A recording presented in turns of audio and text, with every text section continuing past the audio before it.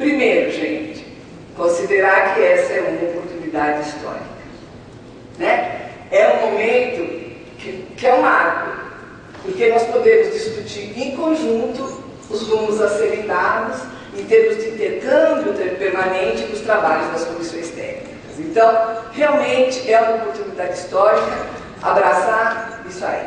Integrar as CTNs para obter maior sinergia entre projetos comuns. Nós vimos que tantas CTNs estão preocupadas, às vezes, com assuntos da mesma forma que uma está preocupada, a outra está. Claro que para cada comissão técnica, o assunto que ela cuida é o relevante, ela está lá com aquele foco. Mas quando a gente consegue ter a visão do todo, né? A gente consegue ver a floresta e não apenas a árvore, né? A gente consegue ver o todo e não apenas a parte, facilmente a gente já vai, assim, eu vi muitas pessoas anotando pontos em comum que com certeza vão levar para as próximas reuniões da CPEA, né? E com isso a gente consegue formar uma cultura de convergências.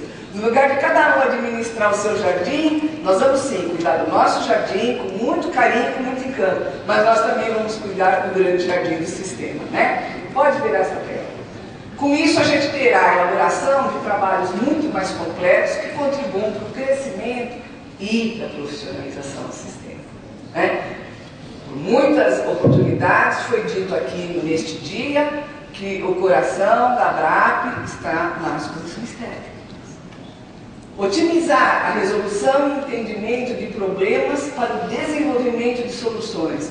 O que para nós pode ser um problema, com auxílio dos profissionais da outra comissão técnica, pode se transformar em solução.